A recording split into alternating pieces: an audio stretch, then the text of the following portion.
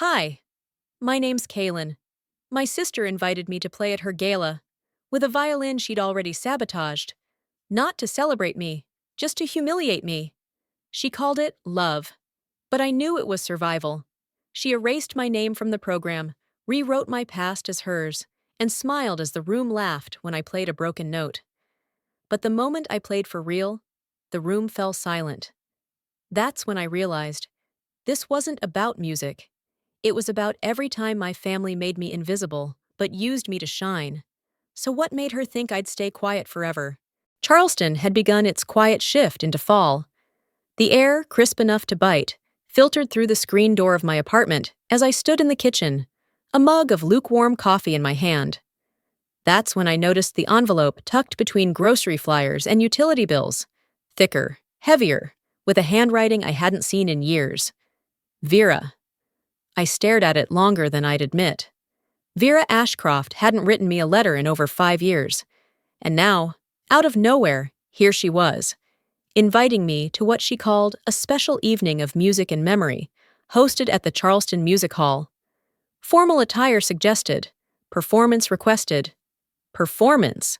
I almost laughed, not because it was funny, but because it was so precisely her. Vera didn't extend olive branches. She handed out golden ropes with pretty bows, looped neatly for control.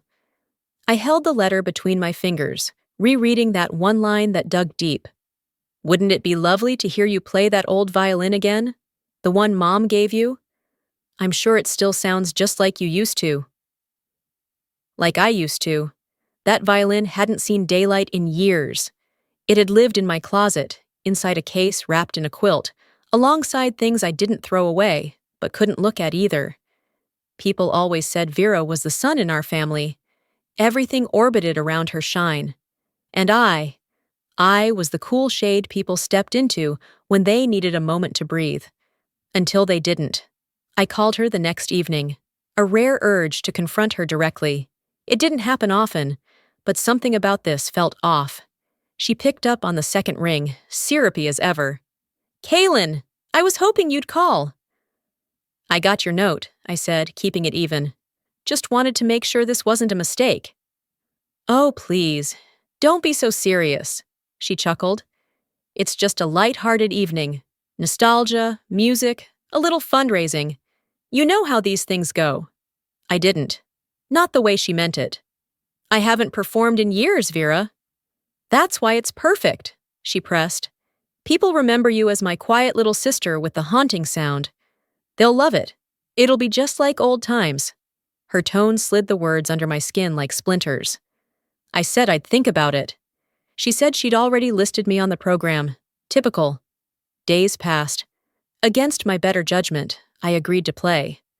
Not because I owed her anything, but because I owed it to myself to finally understand the game she'd been playing all these years.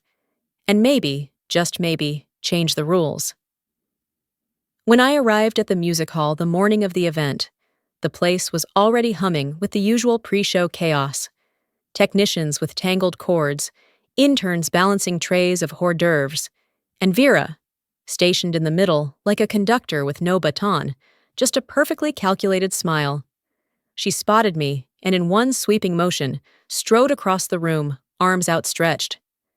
Kaylin, my favorite sister, she beamed, loud enough for the nearest donors to turn their heads. Look at you, still so understated. She pulled me into a tight hug, one of those public embraces that felt more like performance art than affection. Her perfume was expensive and suffocating. Ready to shine a little before I take the main stage? She whispered, her smile intact, but her eyes steely. I smiled back. Wouldn't miss it. She introduced me to the coordinator, like I was her assistant. A polite nod. An awkward silence. One of the stagehands leaned toward another, not bothering to lower his voice. Didn't know Vera had a sister, thought she was an only child. The laugh that followed wasn't cruel. It was indifferent. That kind of disregard hurts in a different way. It carves deeper because it isn't loud. It's passive, dismissive, the kind of forgetting that feels intentional. I said nothing. Instead, I made my way to the prep area, where a black velvet chair and a case sat waiting. She'd sent my violin ahead of me, said she wanted to make sure it got tuned and polished. Another one of her thoughtful gestures. The moment I opened the case, the smell hit me. Faint mildew, like a basement left too long in summer. The strings were loose, warped. One of the tuning pegs had a crack through the middle. And the bow, well, it might as well have been driftwood. I didn't move. I didn't cry. I just looked at it for a long moment and said, almost under my breath, "Oh, Vera, I see your game. But you forgot. I've played silence longer than you've played people." The next afternoon, I returned to the Charleston Music Hall to check in for rehearsal and get my performers' materials. The lobby buzzed with energy, clipboards, coffee runs, staff with radios clipped to their hips. It was the kind of backstage chaos that, years ago, would have made my heart race with anticipation. But today, I moved through it like a ghost, steady and invisible. A volunteer handed me a welcome packet with a smile. "Here's your badge and brochure," she chirped, then turned to greet someone else before I could ask a single question. I flipped open the glossy trifold as I walked toward the stage entrance and stopped cold. My eyes scanned the program 3 times. Under featured soloists, I wasn't there, not even in fine print. Instead, I saw the words opening ensemble guest. Vera's name, on the other hand, was everywhere. Host, artistic director, featured violinist, composer, curator. Every spotlight position had her initials stamped beside it like a brand. The hallway suddenly felt 10 degrees colder. I walked up to the young man at the check-in table and asked, trying to keep my voice calm, "Excuse me, do you have performer credentials for Kaylin Gray?" He looked at me blankly, flipping through a stack of lanyards. I think you're listed under event support?" Support. I turned away before I said something I'd regret. As I wandered through the corridors of the hall, my feet carried me past the gallery. Photographs lined the walls, celebrating past concerts, donors, performers, families involved with the conservatory. There was Vera again, beaming next to Dad, hand on a cello. A framed shot of Mom in her youth, hair pinned, smile perfect. A group photo from Vera's college recital, her classmates lined up like trophies. Not one picture of me. Not even a candid. Not a background blur. It was as if I'd never existed in this family's musical timeline. And suddenly, I was 16 again, standing beside Vera at her high school reunion, where she reintroduced me to a friend with a laugh. "Kaylin? Oh, she's just my dad's second daughter." That line had never left me. I blinked back the burn behind my eyes and found my way backstage. I spotted Mrs. Lucille, the logistics coordinator, reviewing a clipboard. She always carried herself like a cruise director, efficient, brisk, and polite. "Hi, Mrs. Lucille," I began. "I believe there's been a mix-up. I was invited to perform tonight, but I'm listed under setup and ensemble." She furrowed her brow, scanning her notes. Yes, it says here, support and intro soloist." That's what I was given. Her voice softened. "Is that incorrect?" "I was invited as a featured performer," I replied, choosing my words carefully. She gave me a sympathetic nod, though her tone turned cautious. "Maybe Vera had a different idea of how you'd be featured. You know how event flow can change." I didn't flinch. "Right, of course." Before the conversation could continue, Vera glided in from the side door, perfectly timed. She placed a hand on my shoulder, like we were sisters on a Hallmark card, and beamed at Lucille. "Isn't she amazing?" she said, squeezing me like a doll. "Always so modest. Honestly, I didn't even need to put her name. She's just unforgettable." That last word rolled off her tongue like poison dipped in honey. I didn't respond. I didn't yank my shoulder away or call her out. I simply smiled, thin, quiet, and looked down at the brochure again. Later, when the hallway had emptied and the noise retreated behind the main doors, I walked over to the performer board. Names were printed in bold across white placards, mounted beneath headshots and titles. My slot? Blank. I reached into my bag, pulled out a ballpoint pen, and wrote on the corner of the white space beneath the ensemble lineup, Kaylin Gray, plays when no one's watching. I stood there for a moment, then turned and walked out. Not to prove anything, not to start a scene. I just needed air. The prep room was colder than it needed to be. Not by temperature, but by vibe. That kind of hush that hangs in rooms designed for other people, the ones who belong. I sat in a velvet chair that was all looks and no comfort, the kind that swallows your spine and makes you feel like you're leaning back into a trap. My violin case rested across my lap like a coffin I wasn't ready to open. But eventually, I did. The moment the latches clicked, something shifted in my chest. Like I already knew what was inside before I even saw it. I peeled back the lid. The bow lay crooked, splintered where the grip should have been solid. One of the strings had been swapped out. It wasn't even real gut or steel. It was nylon. Clear, taut like fishing line.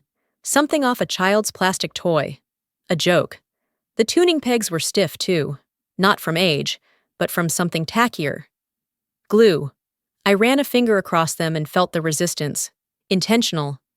I blinked, and I saw her hands doing it. Vera, calm and deliberate, knowing this case wouldn't be opened until it was too late. And I thought back to when this violin first came into my life. I was 8. It was a birthday I didn't expect much from, but my mother had walked into my room with a wrapped bundle that looked like it held magic. She had found it in an estate sale, said it wasn't perfect, but it had history. Warm wood, dark varnish, soft chin rest. "This is your voice, Kaylin," she told me, "until you're ready to find your own." That memory had always been a safe place in my mind. Until now. Now it was bruised. Now it felt borrowed. Because I remembered another moment too. Vera borrowing the same violin for a school project, showing it off to her group of friends, and laughing. It's antique, like Kaylin's emotions. Out of tune, but sweet. That line had stung back then. It gutted me now. I stared at the warped instrument. No rosin, no cloth, no spare strings, just the bare bones of something once loved, now gutted for effect. Not forgotten, ruined. This wasn't thoughtlessness. This was craft. Vera hadn't just handed me a broken tool. She'd weaponized a memory, a symbol, something that once made me feel seen. And in doing so, she made it small, pitiful, laughable. She knew I'd open it here, I said to no one. Alone, with no time. My voice didn't shake. It surprised me. This wasn't about music. It wasn't even about the event. It was about erasure. Again. The pattern was relentless. I stood up and walked toward the service hallway, past the line of chairs, past the framed posters with Vera's name on them, past the silent stares of interns and lighting techs. I found a maintenance station tucked between 2 loading doors. An old string kit sat in a dented box, a chunk of rosin nestled beside it, a rag that still smelled faintly of cedar. I laid the violin down on a towel, cracked the peg box carefully. I worked with patience, precision. This part of me, this silent mechanic of survival, it had been honed for years. A voice behind me startled me. "Didn't she give that to you broken?" It was a young stagehand, maybe barely 20, holding a lighting cable and a look of confusion. I didn't turn, just said, "She tried." A beat. But that says more about her than this instrument. I could tell he didn't know what to say to that. Good. It wasn't for him. I continued restringing, checking the pegs as I went. I tuned by ear, gently adjusting each turn, the way you handle something that's been through too much and still chose to stay together. Finally, I pulled the bow through a dusting of fresh rosin. I didn't need much, just enough. 1 stroke. The sound rang out, thin at first, then rounder. Not perfect, but it was alive. I stood and walked to the mirror, hanging crooked on the side wall. My reflection met mine, steady. For once, no shakiness, no cracking lip or quivering breath. Just me. She thinks I'm a ghost playing ghost music, I said to my own eyes. Fine. Let her hear what a ghost sounds like when it's furious, The rehearsal had just wrapped when I heard his voice echoing down the side hallway, low and warm, in that way he always used with Vera, like the words were made of gold, and she was the only one who deserved to wear them. "She's handled this beautifully," Dad said. "You should be proud of how you're leading things tonight." I didn't move. I didn't need to step around the corner to see the scene. I could picture it. Her standing there in some perfectly pressed suit, tilting her head just enough to look gracious, humble. She probably smiled that half-smile she wore when she knew she'd won and didn't need to gloat. I wasn't frozen by surprise. It was something else. That same tight pull in my chest I used to get in high school, hearing him praise her after one of her recitals while pretending I didn't exist in the same auditorium. Then came the line that sank in, slow, like salt on an open cut. "Let Kaylin have her little piece. This night is still about you." There it was. The softness made it crueler. If he'd shouted, I could have dismissed it as emotion. But this was calculation wrapped in charm. I stepped away before they noticed me, turning down a narrow side corridor and finding a quiet corner behind the refreshment area. I just needed to breathe through it, remind myself of where I was, who I was. Minutes passed, maybe more. Eventually, he appeared with a glass of cider in hand, still wearing that easy smile. "There's my girl," he said. "You look strong. Just try not to overthink everything tonight, okay?" I smiled, but not the kind he expected. "I'm not overthinking. You just underestimated how much I remember." He blinked, confused, and before he could say anything else, I walked away. I wasn't interested in translating the silence for him anymore. Backstage, the energy was different. Final preparations were buzzing. Stagehands checking lighting cues, musicians adjusting shoulder rests. That's when I saw her. Amelia. She couldn't have been more than 10, standing near the back wall, cradling her flute like it might fall apart. Her eyes flicked toward mine, and when I knelt beside her, she whispered, "Aunt Vera told me to smile even if I mess up, and if I cry, I can't come next time." Her voice was barely there, like she'd practiced shrinking it. I stared at her, seeing too much of myself in those big, blinking eyes. The same pressure to perform, to please, to be perfect for the people who measured you by your silence. This isn't just a pattern, I thought. It's a blueprint she's passing down. I stood slowly, making sure Amelia saw me nod. "Play for you," I said, just loud enough for her to hear. "No one else." Then I found Vera. She was at the far end of the stage, reviewing notes with a technician. I waited until he left before I spoke, quiet and clear. "Keep your applause for your guests," I said. "If you ever do to that girl what you did to me, I'll burn the stage with my silence." She didn't flinch. Her expression didn't even crack. "You always were dramatic," she said, slipping a lip gloss into her pocket. "That's what made you forgettable." I let a beat pass. "And your need to be adored. That's what makes you predictable." She turned and walked away, slow and poised, like she'd already decided how she'd spin the moment if anyone asked. But I didn't follow. Instead, I looked back toward Amelia. She was holding her flute tighter now, chin lifted, feet firm. Still small, but something had shifted. "She still thinks I'm here for recognition," I told myself. But the truth was, this time, I wasn't staying to be seen. I was staying to break the pattern. The main hall was nearly empty, chairs half-straightened, stage lights in warm standby. It was just before the official guests arrived, early enough for a final soundcheck, late enough that everyone was watching closely. A tech assistant waved me forward with a clipboard in one hand and a headset in the other. "Kaylin, can we get a quick tone test? Just a 30-second pull." I nodded, tucking the violin under my chin, adjusting the bow ever so slightly.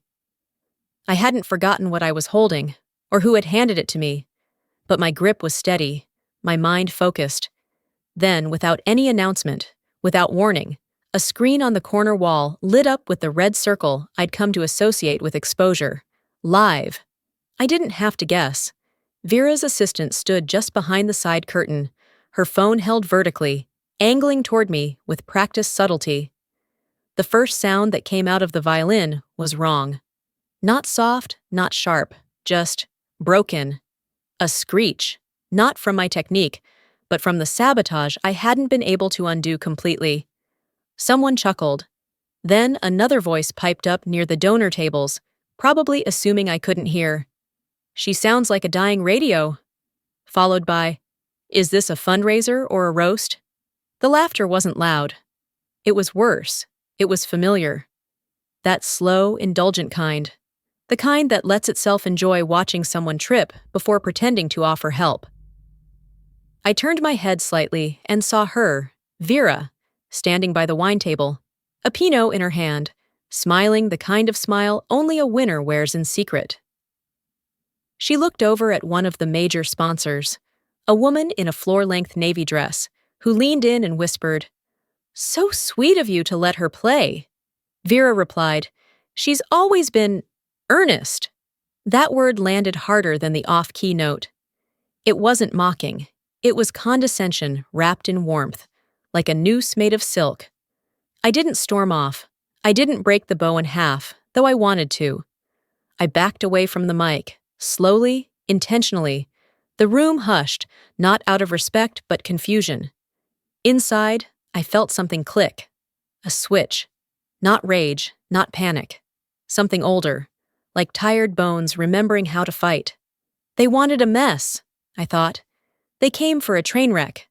I'd give them quiet, but not the kind they expected. I walked off stage and made my way backstage, brushing past the heavy curtain and into the hallway. A few heads turned. No one stopped me. That silence they all expected. I was going to use it against them. 15 minutes later, Vera found me by the green room. She carried a glass of wine, her expression soft enough to fool someone who hadn't grown up learning her tone changes like seasons. "Tough room tonight," she said, almost a whisper. "I should have warned you." I turned, met her eyes. "That wasn't a warning," I replied. "That was a setup, and it was too well planned for regret to sound honest now." She opened her mouth as if to counter, but nothing came. Maybe she knew I was done translating my pain into politeness. I walked past her, toward the tech booth near the main soundboard. The technician, a kind-faced man in his 50s, looked up. "Do you have 5 minutes of clean time before the show starts?" I asked. He raised an eyebrow. "Sure, I can patch you in. Want a direct line?" "Exactly that." He nodded. "You're up in 3. I walked to the nearest mirror, same one from earlier. But the woman staring back wasn't the same. Her shoulders weren't slouched. Her hands didn't tremble.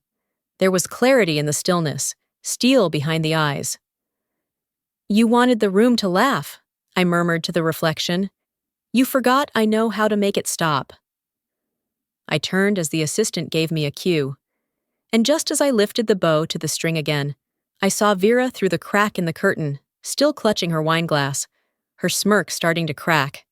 The first clean note rang out, pure, clear, amplified. No one laughed. The low murmur of the crowd leaked through the velvet curtains, like a tide waiting to rise. Forks against porcelain, the occasional clink of a wineglass, polite chuckles from sponsors who hadn't yet seen what kind of night this would become. Backstage, the hallway was dim. I stood alone in the wings, violin in hand. The technician caught my eye from the booth and gave a subtle nod. "Now," I whispered. I stepped out under the warm wash of the overheads. Not blinding, not yet.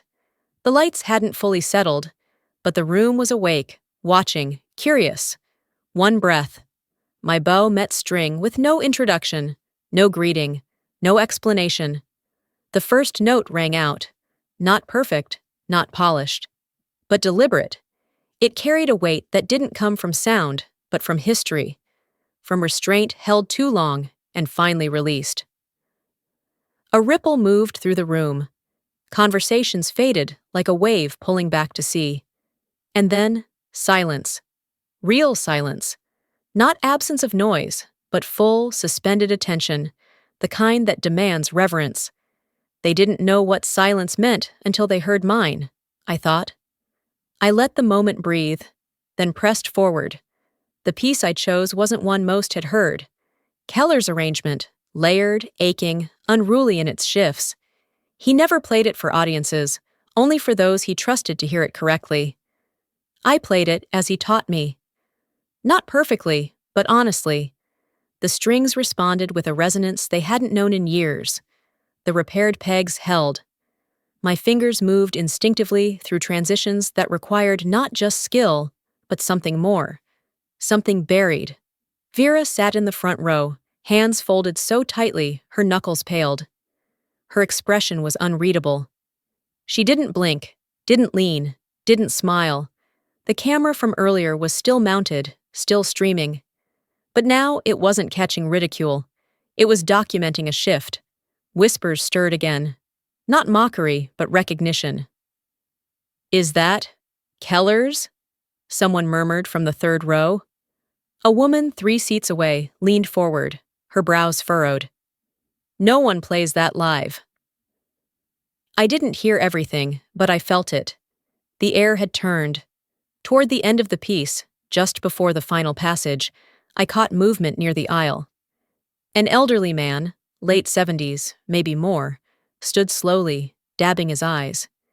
He stayed there until the final note faded. Then he sat, shoulders heavy like whatever he'd been carrying had finally been set down. When I exited the stage, he approached, careful and slow. "I taught for 35 years, he said, voice barely above a whisper. "I've heard brilliance, arrogance, precision." The moment my final note faded, the air in the room didn't just still, it stalled. A panelist leaned toward his colleague on the judging bench and whispered, "Not nearly quiet enough. That technique, that's Keller's phrasing. No one plays that phrasing unless they learned it from him." The words didn't need amplification. They settled over the audience like the low rumble before a storm breaks. I stood still at the edge of the stage, bow lowered, chin up. I didn't fidget. I didn't smile. I let the silence hang where applause used to live. This wasn't about acknowledgement anymore. This was about truth pulling its chair to the table. Micah Delancey rose from the third row, slowly and with weight. The retired music historian didn't ask for the mic. He didn't need it. "Excuse me," he called out, his voice firm, aged, unmistakable. "Is it true? Were you Keller's final student?" I met his gaze and nodded once. "He taught me in silence," I said, "the way the world taught me to survive." That was all it took. A murmur swept through the room. Some leaned forward, others leaned back. Faces that had smiled comfortably just moments ago, now pinched with tension. Across the aisle, Vera's hands moved into a practiced clap. But it was too measured, too delayed. The kind of applause you give not out of pride, but out of panic. Her smile strained. Her eyes, though, they didn't blink. They scanned. Calculated. I saw it happen in real time, the shift. A donor seated next to her turned, brow furrowed. "Isn't that the same piece you submitted to the conservatory 4 years ago?" Vera's spine stiffened just enough for me to catch it. She tilted her head slightly. "Must be a coincidence," she replied, smooth on the surface. Micah didn't buy it. "That arrangement," he said, louder now, speaking directly to the seated rows, "was written by Keller as part of his private repertoire. He shared it with one student. One. And it wasn't Vera Ashcroft." Another woman, a mezzo-soprano alumna, by the look of her posture, pulled out her phone and began playing an old clip from a charity gala. The audio was grainy, but the melody was unmistakable. "It's nearly note for note," she whispered to the man beside her. Vera's facade cracked, barely, but visibly, a twitch at the corner of her mouth. Her hands, once clapping, now clenched under the table. I stepped forward and took the mic, not for a speech, but because the air was ready to break. "If you've ever been erased by someone who called you family," I said calmly, "know this. Truth doesn't need to shout. It just needs to be heard once. I didn't name her. I didn't need to. The crowd began to shift in their chairs. One man stood, then a woman, another, not in protest, just standing. A silent agreement that the room had changed. No shouting, no chaos, just clarity rising like a tide. One of the board members left their seat quietly and moved toward the wing, speaking into their phone as they walked. We need to review the artist credits, tonight, before this becomes a scandal. From my peripheral vision, I saw Vera's hands tremble slightly, just enough to betray her. Her applause hadn't stopped. It had never started. Backstage wasn't quiet, but it felt like it. The noise outside had shifted, gone from admiration to murmur. Every pause in conversation sounded like it had my name tucked inside it, hanging there unspoken. I sat alone near the far wall, violin across my lap, chin down. Not from shame, but concentration. Then a soft knock on the open door. A young stagehand slipped in without meeting my eyes. "From Mrs. Lucille," he whispered, placing a small flash drive into my hand. "She said this belongs in the right hands now." He didn't stay, just left me with something heavier than it looked. I walked to the tech station, set off from the main booth, plugged the drive into a side monitor, and hit play. Vera's voice filled the tiny speaker. "Make sure it's tuned just enough that it doesn't fall apart, but don't make it sound good. I want her to stumble, not fall." Then a second voice, male. "You sure your sister won't notice?" A pause. "She's used to being ignored." I closed the file, ejected the drive, and sat very still. Not surprised, but something colder than anger had settled inside me. That quiet sort of rage that's not out for blood. It's out for balance. I found Micah standing near the conference room where board members were discussing post-show interviews. I passed him the drive and said only, "Let the board see it first, then I'll let the room hear it." He didn't ask questions, just gave me a nod and slipped away. Moments later, Vera swept into the corridor like nothing had happened, shoulders back, lipstick fresh, her voice light and syrupy. "That little show of yours?" she said, walking past without looking at me. "Cute, but it's still my name on the banners." I didn't answer. I didn't need to. When the event resumed, the stage had been reset for closing remarks. Vera stepped to the podium with that cultivated smile, prepared to own the finale with her usual flourish. I moved before she spoke. No announcement, no cue. I simply walked into the light, turned toward the tech booth, and lifted a hand. The screen behind her flickered to life. There was no introduction, just the video, Vera's voice, the technician's question, her reply. The room dropped into stillness. Someone gasped audibly. A crystal wine glass slipped from a woman's hand and shattered against the floor. One board member stood and walked out, shoulders rigid, head down. Vera remained at the podium, still, staring at herself on screen. When the clip ended, I stepped forward, not to explain, just to mark the line between what had been and what had just happened.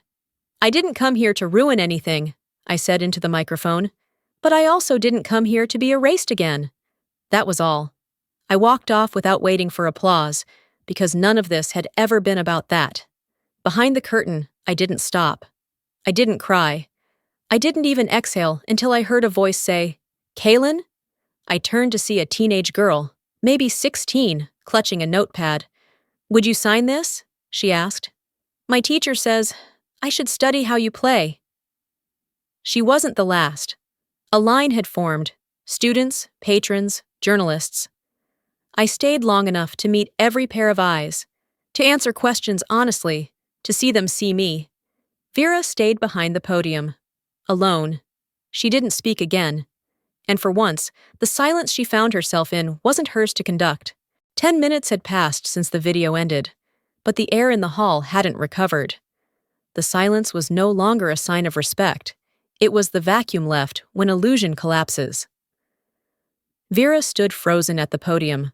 Her cue cards trembled slightly in her grip. The microphone hissed, picking up nothing. She didn't blink. She didn't breathe. She just stood there, as if still waiting for someone, anyone, to rescue her. But there was no one left for that job. I watched from the balcony rail above the main floor, hands resting on the velvet edge, violin case by my feet. The chatter below was low but sharp, the way people whisper when they feel embarrassed for someone they once admired. Then, a movement at the front. One of the major donors, Mr. Blaine, president of an endowment fund, rose from his chair. With careful dignity, he unclipped the small silver sponsor's pin from his lapel and placed it on the table in front of him. "My support was for music and integrity," he said, loud enough for half the room to hear. "Not manipulation." Two more followed, without words, just a nod and a quiet departure. Their absence felt louder than any confrontation. Vera didn't look up. I stayed where I was. No smugness, just observation. This wasn't revenge. It was revelation. A ripple moved through the staff. Behind one of the side doors, a murmur spread. The board had called an emergency session. I didn't need confirmation, but Micah caught my eye as he returned from the hallway. He approached quietly. "They're meeting now," he said. "Your performance, the clip. It's more than an embarrassment. It's an exposure. You've shifted more than tonight." I nodded. That was never the goal, but maybe it was the point. A few minutes later, a booking agent I recognized from the regional circuit approached with a business card and a pitch polished to a sheen. "You're extraordinary," he said. "We're putting together a national tour. Intimate halls, curated evenings of contemporary classical fusion. Your name leads the bill." I listened, and when he finished, I smiled. "I'll sign," I said, "but only under one condition." He blinked. "Of course, anything." Vera's name gets removed from every promotional mention, every program note, no curated by, no advisory credit, nothing. There was a long pause, and then with a nod, he said, "Understood." It wasn't vindictive. It was clean. Later, I stepped out into the side corridor. That's where she found me. Vera looked drained, like someone who hadn't just lost status, but the identity wrapped around it. She didn't say hello. "You don't have to do this," she said, voice low but urgent. "We're still family." I stared at her for a long second. The hallway buzzed faintly from the main room, but it all seemed far away. "I know," I said. "That's what made it crueler." She opened her mouth again, but I turned before she could speak. I wasn't looking for her explanation. I had lived in its shadow long enough. Back in the main hall, the chairs sat half-empty now, scattered like the applause she'd once expected to command. I stood near the entrance, hand on my violin case. She had built her image off my silence, curated it like a museum of half-truths. But I had dismantled it without screaming, without rage, just presence. And that's what she never accounted for. By morning, the lights had dimmed, and the velvet curtains drawn, but the echoes of the night before still lingered in the bones of Charleston Music Hall. Cleanup crews shuffled quietly, tossing out programs with Vera's name in bold and wiping down half-empty champagne flutes. The mood wasn't just subdued. It was solemn. My phone buzzed just as I was pouring coffee in the small rehearsal lounge near the back exit. Micah's voice came through low, but firm. "The board convened. You need to hear this." I didn't ask for details over the phone. I didn't need them. His tone told me enough. By the time I arrived at the boardroom, the room had settled into that awkward hush where no one wants to speak first. I walked in with my case still slung over my shoulder. Vera was not present. One of the senior members stood, a man who had barely acknowledged my presence 3 days ago. "As of this morning," he began, "Ms. Ashcroft's titles have been suspended pending a formal review. All public-facing material will be updated accordingly." A few heads nodded. "Our donors have also made it clear. They expect alignment with core values: honesty, transparency, artistic merit. It was delivered like a court ruling. Not with anger, not with pity, just consequence." Later that afternoon, I passed by the banner out front. A new placard had been taped discreetly over Vera's name. It was quiet, but deliberate. An hour later, I was called into a separate room, smaller, rounder, more personal. The air inside smelled like coffee and old upholstery. One of the board women, a former conductor herself, extended a paper across the table. "We'd like to offer you a mentorship role," she said, "with the new Keller Initiative, a full scholarship fund, in his name, under your guidance." I ran my hand along the edge of the proposal before looking up. "I'll accept," I said, "on one condition." The room stilled. "It centers musicians who were never handed the mic in the first place." She smiled. "That's the idea." Meanwhile, Vera's PR team was working overtime. She released a statement that tried to frame the video as a creative misunderstanding, then another blaming staff miscommunication. But the press wasn't buying it, especially not after the anonymous leak, an internal email chain from weeks before, confirming the Violin Sabotage had been greenlit by her. The local station picked it up, then national outlets followed, and the clip of my performance was reshared online with the caption, "The Quiet Storm." It caught wind, not because I screamed, but because I didn't have to. That evening, I took a walk through downtown Charleston, letting the humidity settle into my coat sleeves. A man stepped out from a bookstore entrance and stopped when he saw me. "You," he said, blinking, "you're the violinist." I didn't reply immediately. I didn't need to. He nodded. "You said everything without yelling. That's rare and powerful." I gave him a smile. Some truths echo better when whispered. When I got home, I set my violin down, removed my shoes, and lit a candle beside Keller's old metronome. It clicked faintly, just like I remembered. Then I sat and typed a short note for the scholarship site. Bare, direct. This is for those whose names were never printed, but who always played in tune. The morning air had that soft chill that clung to the window glass before sunrise. Charleston hadn't quite woken up yet, and neither had I. Not really. I moved slowly around my apartment, barefoot on the wooden floor, letting the kettle boil while I scrolled headlines with one hand and held my mug with the other. The video had gone viral. Again. But this time, it wasn't the sabotage. It was the silence. My silence. The note. The room. The look on Vera's face when she realized applause wasn't coming. Still, no missed calls. No unread messages from anyone in the family. Not even a "proud of you" from the people who once pinned me to the edge of every frame. I reached for my violin case to move it, and something shifted beneath the lining. A sealed envelope. Cream-colored, faintly aged, with the familiar script of someone I hadn't seen in years, but had never stopped hearing in my mind. Keller. I had tucked it there the day of his memorial, and never dared to open it. Not because I wasn't ready, but because I didn't think I was enough to read what he might have left for me. This time, I opened it. Only one sentence was written. "They won't hear you until they have no choice. Play anyway." I didn't cry.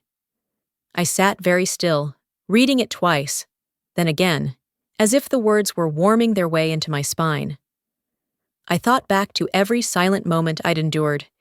Each time I smiled while being misnamed, sidelined, ignored. How many dinners I'd sat through while Vera recited achievements that used pieces of mine. How often I bit my tongue when she slipped into interviews as the voice of our family's legacy. And yet, here I was, still standing. Not out of vengeance, just out of refusal to disappear. I didn't wish for an apology from her anymore. I no longer needed a scene, a breakdown, or some teary confession to make the pain make sense. You can't miss what never stood with you. You only grieve it until you realize it was never holding your hand. Later that day, as I sat by the window with a fresh cup of tea, my voicemail buzzed. One new message. It was Amelia. "Hi, Kaylin. I know maybe it's weird for me to say this, but thank you. For not yelling, for not hiding either. You made me believe that being quiet doesn't mean you're weak. It just means you're still deciding when to speak. She paused. I think I want to play the violin more now. Just wanted to say that. I didn't even realize I was crying until I laughed and felt the tear roll over my lip. Maybe this had never been about winning. Not for me. Maybe it was just about ending something before it planted deeper into her. That evening, as I left the conservatory after a brief meeting about the scholarship launch, I spotted Vera in the parking lot, standing beside her car. She looked different, not defeated, but stripped of something she'd relied on too long. She nodded once when she saw me. I nodded back. You didn't have to destroy me, she said quietly, almost like it hurt to admit it. I didn't rush my reply. I didn't, I said. You built yourself over my silence. I just moved. She didn't respond. Maybe because she didn't know how. Maybe because she knew I wasn't waiting. I walked away slowly, my bag over one shoulder, coat still unbuttoned despite the breeze. My phone buzzed again, just as I reached the crosswalk. An email notification. Subject line: Invitation from the Kennedy Center. We'd be honored to feature you this season. No strings attached. I locked the screen without reading the rest, tucked the phone into my coat pocket. Some victories don't need a stage, just peace. The late afternoon sun cast long lines across the terrace of my apartment, painting Charleston in soft golds and muted oranges. I stood at the railing, watching the silhouette of the music hall rise like a memory I'd finally come to terms with. It looked smaller from here. Not physically, just less powerful than it used to feel. I wasn't reflecting out of grief. This wasn't nostalgia.